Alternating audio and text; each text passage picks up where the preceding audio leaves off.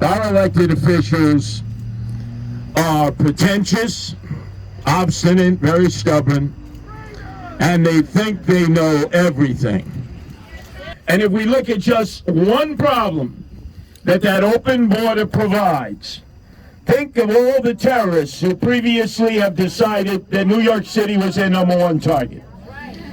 In 1993, led by Sheikh Omar Abdel Rahman, the blind-eyed cleric, Santa Claus hat-wearing Imam of hate, who went around saying, "Death to the US of A," in mosques and on Atlantic Avenue and in Jersey City, and we acted like we didn't know what was going to happen next. And then Ramzi Youssef, the mastermind, attempted to topple both towers and almost did. And he was captured in the Philippines. He was flown by helicopter over the World Trade Center. And our FBI asked him, "Why the World Trade Center, Ramzi? Why?" And he said, "Because this was the place we could find the most Jews, the World Trade Center." And we should have woke up. We should have realized they were coming again. Because Ramzi Youssef's cousin, Khalid Sheikh Mohammed, came up with a plan in which there would be planes that would fly into buildings. And he brought it to Osama bin Laden in a cave in Afghanistan. And he sold them on the idea, jihad on America. Attempt number 2, this time a success. And we've been paying the price ever since. But in typical American fashion, the further a tragedy distances us from the here and now, we seem to forget.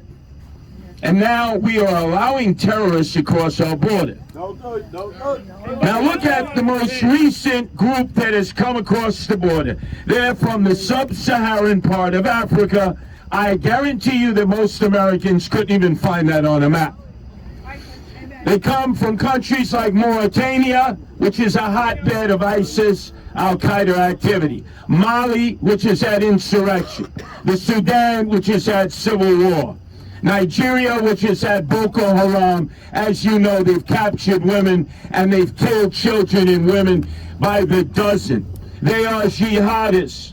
Their #1 target is America.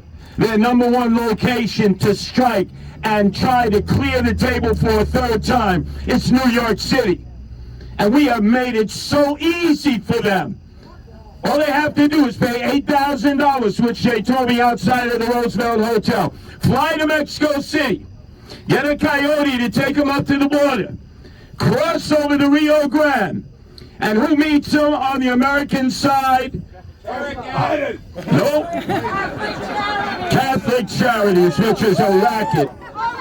Catholic Charities, which takes federal tax dollars, our money, and immediately asks them where you want to go. Imagine they get a choice.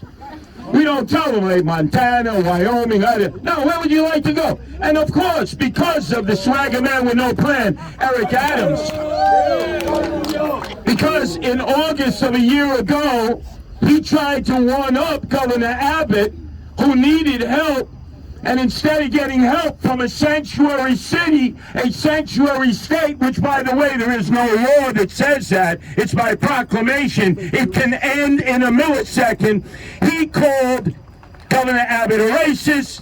He said, "We'll take whatever you got. We'll give them plasma, 72-inch full-screen TVs.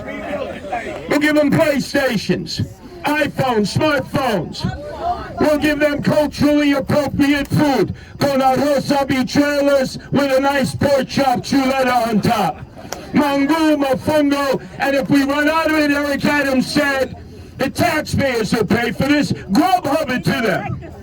3-star hotels, the old Milford Plaza, the Watson Hotel, the Sheraton Arms Hotel, the Paramount Hotel. Madonna Mai, you're an illegal alien, and you get to stay in hotels in Times Square, the gateway to the world. Who's paying for it? We are.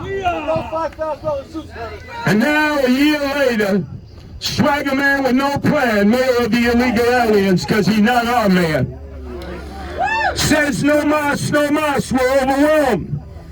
I gotta cut basic services. I gotta screw the people that I was elected to represent in order to help illegal aliens and potentially some terrorists, sex traffickers, drug dealers, gangbangers, narco-terrorists over American citizens.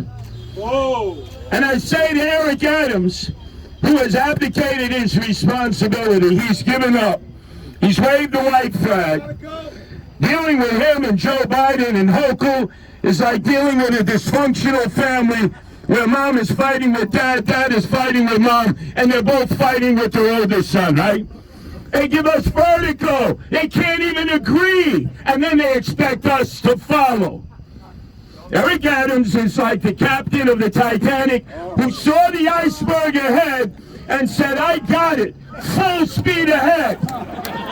And yet he's the first one to jump ship even before the women and children can get into the rowboats.